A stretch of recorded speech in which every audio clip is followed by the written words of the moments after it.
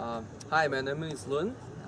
I'm an engineer at World Power Technology, and I'm showing you this prototype model of 30 ICPC evacuate tube collectors here.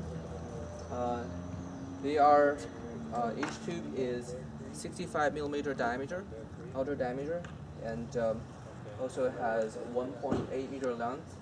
The effective length is 1.6 meter. There are 30 tubes here, so total area is about 3 square meters. So this kind of tube is a little different from the traditional metal glass evacuate tubes. They not only have the metal glass ceiling here, but also the absorber is an extruded aluminum mini channel, coated with selective coating to be highly absorptive and very low emissivity. The back of the tube is coated with a reflective material, as you can see here. It's a silver coating, just as what we do in the mirrors. And when you look at the tube from the front, it appears black. However, that's merely an optical illusion. It is a reflection of the absorber from the reflective coating from the back. There are multiple supporters here to make sure that the mini channel absorber is staying in place. The vacuum in this tube here is the pressure is less than 10 to minus 2 Pascal, so it's high vacuum, and it can effectively stop convection, and of course radiation loss is cut off or hugely reduced by the low emissivity coating. This is our prototype, so we didn't do a manifold box, but the manifold is inside here. It's a copper manifold. The working fluid goes from one side, goes into half of the mini channel, and comes back from the other half of the mini channel and return into the manifold. The preliminary testing we have done on this is based on water. It showed an efficiency of about 55% at 70 degrees Celsius. And as you can also see, the gas scatter here is on the front. The front side is evaporated gas scatter, and metal glass ceiling is here. There's a metal glass ceiling, and of course, in the real product, we're gonna have tying down radiator clamps, and make it more of a clean setup. Can we show that again? The metal glass ceiling here. As you can see, it's a stainless steel cover thermal compressed onto the flat surface of the glass, and you can see that there's a copper here, which is for the heat transfer fluid, is going into this metal cover here, and the vacuuming point is this little nipple here. And after vacuum baking, we cut it off. Thank you. Okay, let's start with questions. The heat that can be achieved, could you tell me what the heat, kind of maximum heat, or in a normal overcast situation like this, might be able to generate? Sure. So because of the optical concentration here, you actually can achieve about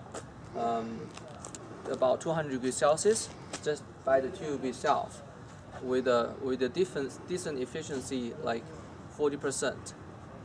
Well, it really also depends on the heat transfer fluid you are using. If you're using water, because of boiling and high pressure, 200 degrees Celsius will introduce too much of a pressure for the collector. However, if you use mineral thermal oil, then as a heat transfer fluid, you'll be able to achieve that temperature without problem.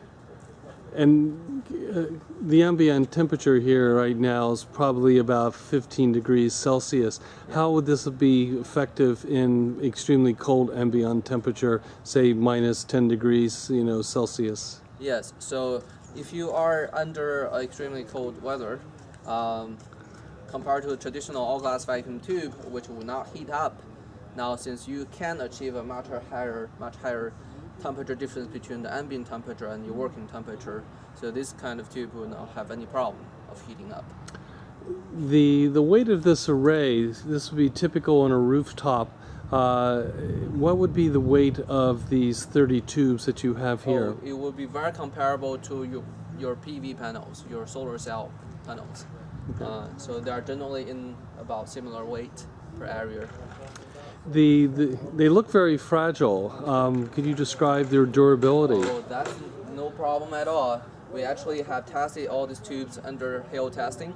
So you can literally have a man standing on these tubes. They seem very thin, but you can have a man's weight on this and it will not break. The tube is made out of what type of material? The glass itself is made out of borosilicate 3.3. Mm-hmm. The American name for that is Parex, but it's a very sturdy, high transmissivity glass material. We've seen many other tubes that are on the market, evacuated solar thermal tubes. What differentiates these from those? You have a metal interior. I understand that the others might be very fragile and not have a metal interior. Yes, so the problem for the other kind of tube is they are typically all gas vacuum tube, and inside, so the interior of the heat transfer channel is basically a glass body. So when the glass body is directly in contact with your heat transfer fluid, you can have two problems. Number one, if you have a pressurized system, you can potentially break the glass. Second, if you have thermal shock, you can potentially break the glass. So you would prefer something like this, which has a very sturdy aluminum, or in this case, aluminum with copper metal heat transfer fluid channel, so that you will not be having problem in either cases compared to those traditional products. So under, say, urban situations which might have somewhat of a smoggy overcast, how is the heat reduced in those conditions, or is it able to stay fairly high? Yes, well, definitely being able to stay very high, because compared to, for example, parabolic troughs, which only looks at the sun, these kind of prototypes, these kind of collectors actually looks at the whole sky. So being able to take in both direct and diffuse light in a very smoggy situation gives it the advantage of being able to heat up very well under those highly polluted city scenario.